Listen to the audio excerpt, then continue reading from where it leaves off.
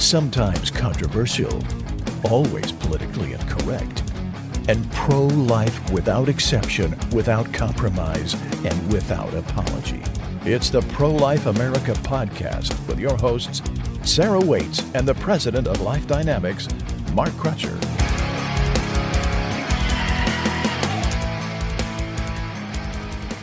Hey everyone, welcome back to the Pro-Life America podcast. This is Sheila Crutcher, Mark Crutcher's daughter, and joining me is co-host Sarah Waits. Hello everyone. I decided to do the intro again this time, just to mix things up. Well, we wanted to do kind of a shorter, more newsy show today. The first thing I want to call attention to is it's the upcoming 1-year anniversary of the overturning of Roe versus Wade. Your birthday. Yes, it is. And to mark the occasion, Democrat senators are looking to push some abortion legislation. Of course. It touches on 4 specific things. It touches on access to contraceptives, being able to travel across state lines for abortions. I didn't know they were blocked from traveling state lines. Like I said, this is just put this issue out there.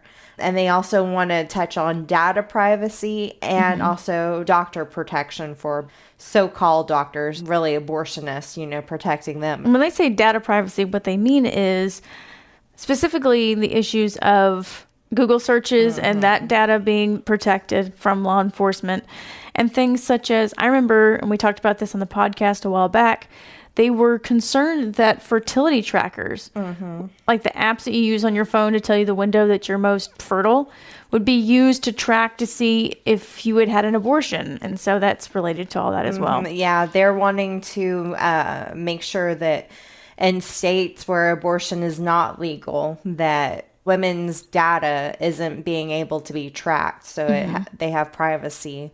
But Democrat Senator Patty Murray calls abortion life-saving health care. And talking about these bills, she said Senate Democrats will force Republicans to go on the record once again and explain to the American people why they refuse to codify our right to contraception, why they refuse to let women travel across state lines for life-saving health care. Like I said, they act as if we've got some sort of magical barrier preventing women from crossing state lines. Yeah. But again, like I said, they know that they don't have the numbers to make sure that these 4 bills pass. They're just doing it to call out Republican politicians on the anniversary. It's a political stunt. Exactly. Right before the season for elections. Yeah. Make people think that they're doing something for those who support abortion. Speaking of pushing for abortion, it looks like Planned Parenthood could have some competition.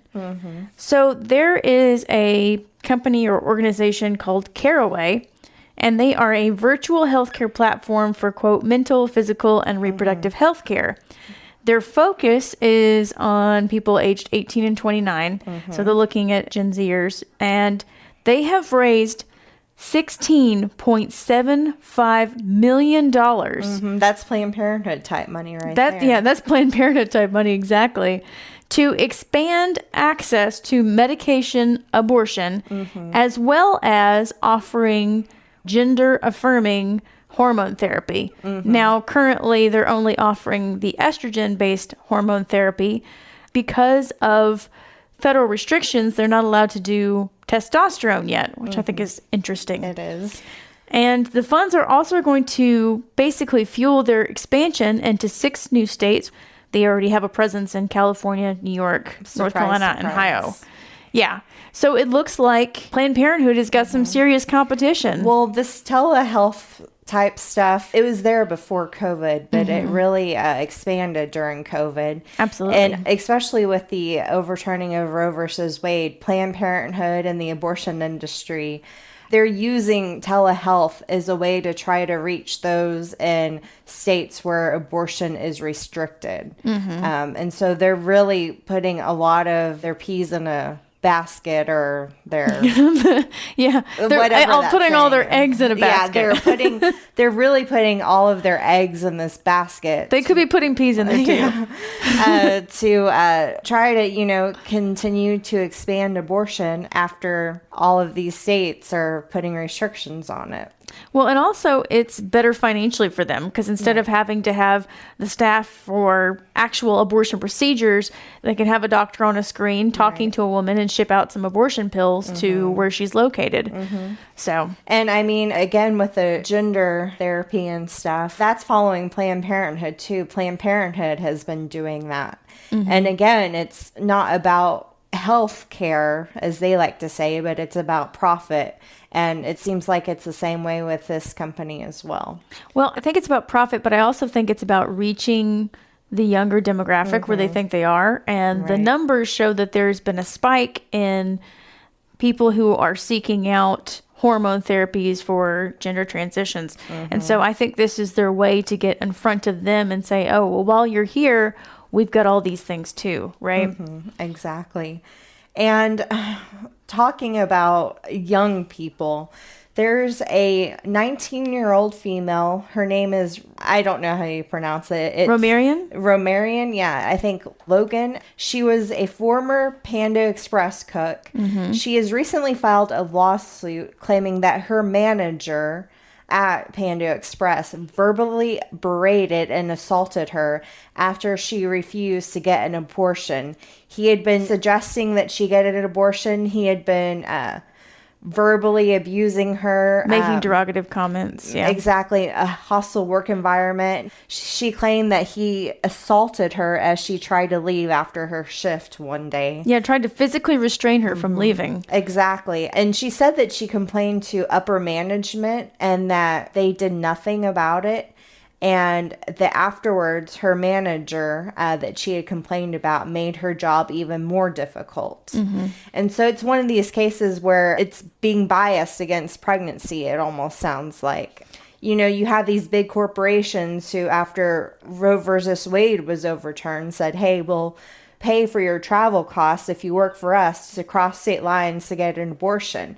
These companies would rather, their employees get abortions and stuff because it's cheaper for them. Oh, yeah, and, absolutely. There's definitely a bias against pregnancy, and it sounds like this Logan, the former Panda Express cook, probably encountered that. Well, it's surprising to me how many of these women on the left hear about all these companies paying for them to go get an abortion or paying for their abortion care and thinking that this is coming from a good place. There might be some CEO who genuinely believes that this is women's health. What you're going to find a large majority of it is they understand the economics, right? A woman who gets an abortion instead of not aborting her child, she then doesn't have to worry about sick days because her kid is sick, right? If it's a job that provides her with health insurance, they don't have to worry about health insurance for the child. Or maternity leave costs. Or maternity leave and costs for that. Exactly. There's all of these little small things. And so for them, it's about the bottom dollar. It's not about caring. Right, exactly. And what's interesting is a lot of these people that praise these big corporations who, said, oh, we'll pay for our employees' abortions. A bunch of these people, a lot of times tend to be anti-capitalist, down with the big corporations. And then all of a sudden they're praising them over these policies. And it's about the bottom line for these corporations, and for these people who praise them, it's all about just abortion. On the other end of the spectrum, though, it was announced that, I don't know if it's Public Square or Public SQ. It's an American-based company that basically acts as a directory of patriotic small businesses that are alternatives to woke corporations. They also have an app, but they are offering a baby bonus of $5,000 to parents welcoming a new child. And this is also given to any employee who adopts a child as well. The bonus will be paid to the employee either at the birth of their baby or at the beginning of the adoption process. And the CEO, Michael Seifert, says that the bonus is also not limited to one child. So, for example, if you're giving birth to twins, you get $10,000, not $5,000. Yeah. So big families can really take advantage of that. So The CEO says, "We think that ultimately a company is only as strong as the families that built it.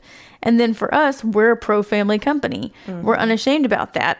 What better way to express this value that's core to our beliefs than actually putting some money behind it, putting our money where our mouth is?" And absolutely, I agree. Right. Talking about value and the value of life, this week's From the Mouth of Mark comes from an article he wrote, Counting the Cost, which was released in January of '07. It says, what is often overlooked about Roe versus Wade, its implied suggestion that a nation can execute millions of innocent human beings without consequence. That assumption is a testament to the unfettered stupidity of man. There is always a price to pay for tolerating evil. Exactly. You can see what's going on in the world today, and that quote rings true as well. You know, Mark would always say that there are all these other ancillary and small issues that just, once you open the door with legalized abortion, comes with it. You know, for example, the sex discrimination abortions and the targeting of children of disabilities, Right. or having these organizations like Planned Parenthood and National Abortion Federation protecting pedophiles.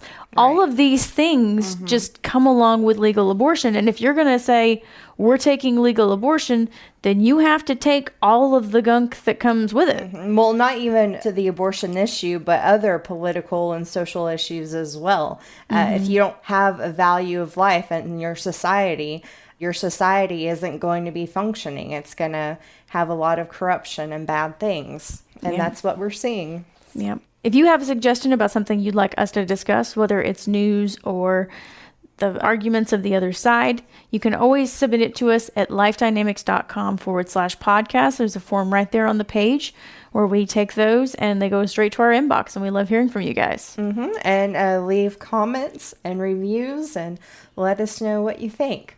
Well, until next time, Life Dynamics is not here to put up a fight. We're here to win. Because winning is how the killing stops. We'll see you next week, guys. Thanks.